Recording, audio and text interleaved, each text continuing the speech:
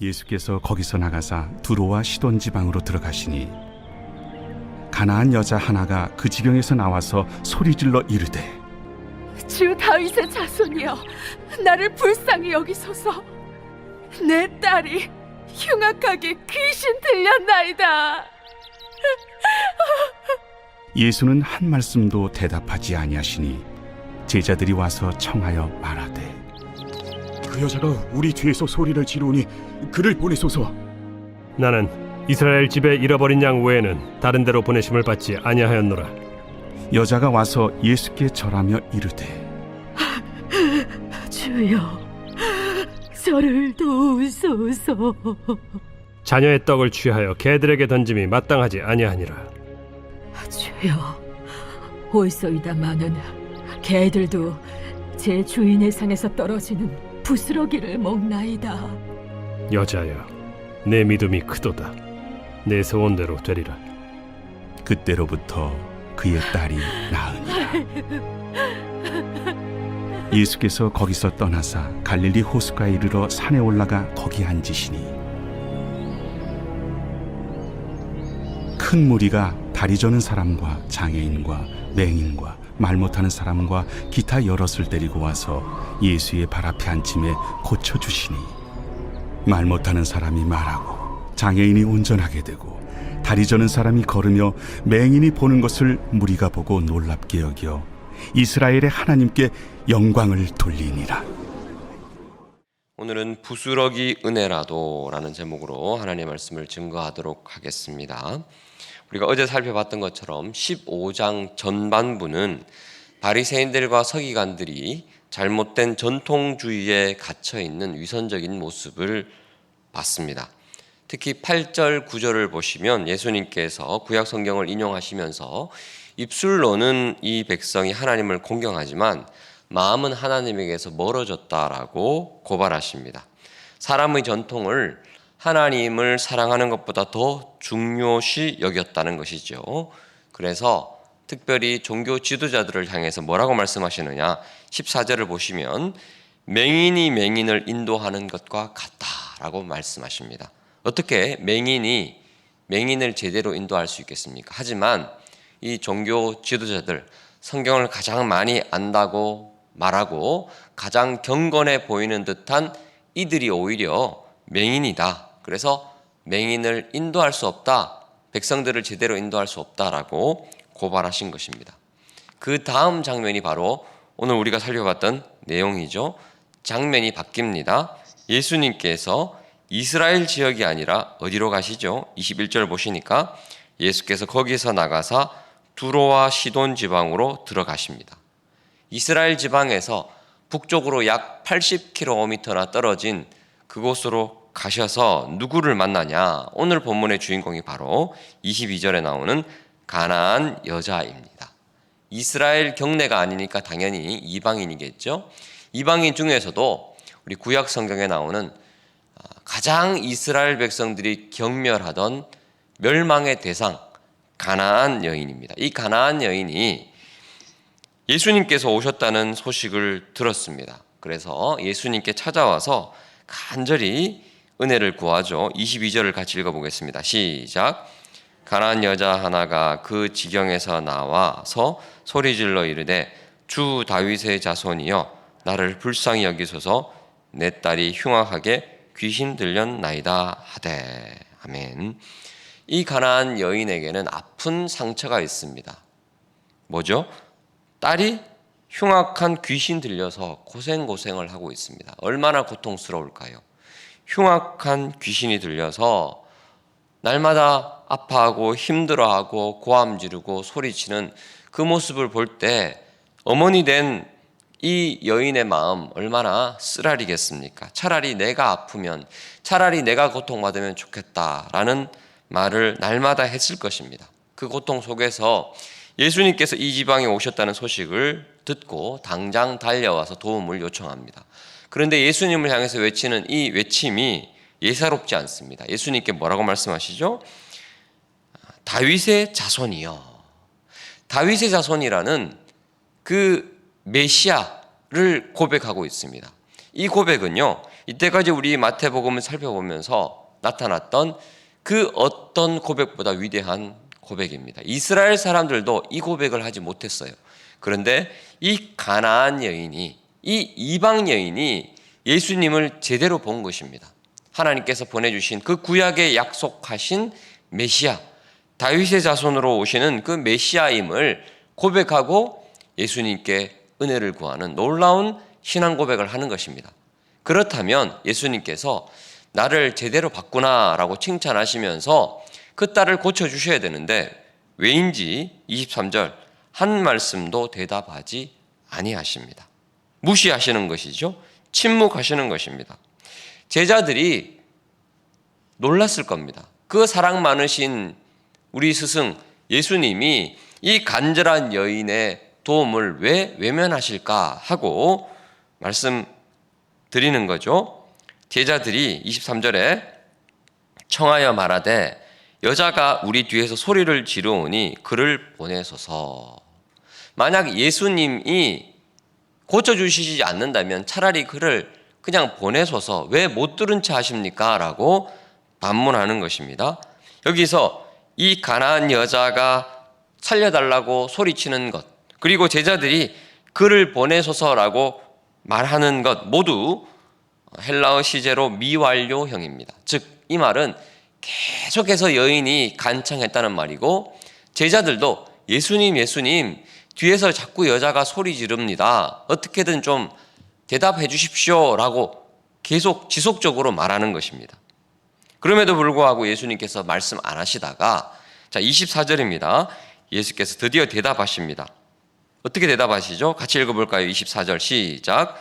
예수께서 대답하여 이르시되 나는 이스라엘의 집의 잃어버린 양 외에는 다른 데로 보내심을 받지 아니하였노라 하시니.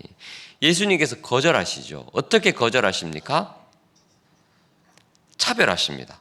나는 이스라엘 집의 잃어버린 양, 즉 유대인들 외에는 고쳐주지 않겠다라고 거절하시는 겁니다. 그 사랑 많으신 예수님께서 차라리 그냥 미안하다, 내가 오늘 좀 바빠서 다음에 보자 이런 식으로 거절하신 것이 아니라 아예 대놓고 무시하는 겁니다. 차별하는 것입니다. 나는 이스라엘 사람만 고쳐주지 너 같은 이방인은 안 고쳐준다 이렇게 말씀하시는 거죠. 이쯤 되면 여인이 실망하고 돌아갈 법합니다. 그런데 이 여인의 반응이 더 놀랍습니다. 25절입니다. 여자가 와서 예수께 절하여 이르되, 이제는 절하면서 주여 저를 도우소서라고 포기하지 않고 더 간구합니다. 이쯤 되면 이제 예수님도 부탁을 들어주실 만한데 26절 대답하여 이르시되 자녀의 떡을 취하여 개들에게 던짐이 마땅하지 아니하느니라. 자녀에게 떡 줄 게 있는데 이것을 왜 개에게 주겠냐라고 말합니다. 이 뜻은 어떤 의미입니까? 이 여인이 무엇과 같다고요? 개와 같다는 겁니다. 그리고 개들이라는 복수를 사용하고 있죠. 그러니까 이 여인도 개와 같고 이 여인의 딸도 개와 같다. 개들에게 떡을 보낼 수 없다. 떡을 줄 수 없다. 라고 말씀하십니다. 침묵과 거절을 넘어서 아예 대놓고 경멸하는, 무시하는 발언을 예수님께서 하십니다. 불쌍한 여인의 자존심을 짓밟는 듯 보입니다. 예수님께서 이렇게 말씀하실 리가 없는데 왜 그러실까요? 예수님이 이스라엘 사람만 고치겠다 말씀하셔놓고 사실은 의도적으로 80km 북쪽에 떨어져 있는 이 두로와 시돈으로 오셨죠. 그리고 이 여인을 결국에는 고쳐주시는데 29절을 보시니까 다시 이 여인을 고쳐주신 다음에 남쪽으로 갈릴리 호수로 내려오십니다. 즉 예수님은 사실 의도적으로 이 여인의 딸을 고쳐주시기 위해서, 이 여인을 만나기 위해서 북쪽으로 오신 것입니다. 그러니까 예수님의 이런 거절과 무시는 의도된 표현이라고 볼 수 있습니다. 이 여인이 27절 뭐라고 결국 대답합니까? 여자가 이르되 주여 옳소이다마는. 예수님 맞습니다. 맞는 말입니다. 개들도 제 주인의 상에서 떨어지는 부스러기를 먹습니다. 자신을 얼마나 낮게 겸손히 호칭하고 있죠. 제가 개가 맞습니다. 하지만 개들도 주인의 상에서 떨어지는 부스러기 먹지 않습니까? 그렇다면 부스러기 은혜라도 나에게 허락해 주십시오. 그러면 족하겠습니다. 라고 가장 밑바닥에서 낮아진 모습으로 은혜를 구합니다. 28절, 그제서야 예수님께서 뭐라고 말씀하시죠? 여자여 너의 믿음이 크도다. 내 소원대로 되리라 하시니 그때로부터 그의 딸이 나으니라. 주 안에 사랑하는 성도 여러분, 예수님은 지금 어떤 의도로 계속해서 침묵하시고 또 거절하시고 대놓고 무시하셨습니까? 왜 그러셨죠? 우리가 앞부분에 나타났던 그 종교 지도자들, 이스라엘 사람들의 믿음 없음과 대조시키기 위해서 이 여인은요, 얼마나 큰 놀라운 믿음이 있었습니까? 끝까지 주님의 은혜를 바라보고 포기하지 않고 사모하는 마음으로, 간절한 마음으로 부스러기 은혜라도 주시면 족하겠습니다라고 매달립니다. 이 믿음이 어떤 믿음이라고요? 큰 믿음입니다. 이 믿음 가운데 예수님이 역사하시니까 이 딸이 낳은 것입니다. 하지만 이스라엘 백성들은 어떠했습니까? 예수님께서 너무나 귀한 복음의 말씀을 전하심에도 불구하고 수많은 이적을 베푸셨음에도 불구하고 마음문을 좀처럼 열지 않습니다. 오히려 바리새인과 서기관들은 마음문을 콕 닫아놓고 왜 전통을 지키지 않느냐고 맹인이 맹인을 인도하는 듯한 너무나 안타까운 강팍한 모습을 보여주고 있습니다. 우리 예수님은 은혜가 누구의 것이라고 말씀하십니까? 성경을 좀 안다고, 신앙의 경력이 좀 된다고, 내가 예전에 은혜를 체험한 적 있다고, 내가 하나님께 내세울 만한 무언가가 있다고 말하는 사람의 것이 아니라고 말씀하십니다. 오히려 주님 저는 자격이 없습니다 라고 겸손히 고백하고 사모하고 기다리며 열린 마음으로 부스러기 은혜라도 주옵소서라고 그렇게 간절히 구하는 자에게 은혜가 임한다라고 말씀하십니다. 좋은 땅은 100배, 60배, 30배 열매 맺는 좋은 땅은 어떤 마음밭입니까? 겸손히 주님의 말씀을 받아서 부스러기 은혜라도 그 씨앗이 내 마음밭에 떨어지기만 하면 됩니다라고 고백하는 자가 좋은 밭이 되어서 아름답게 결실한다고 하십니다.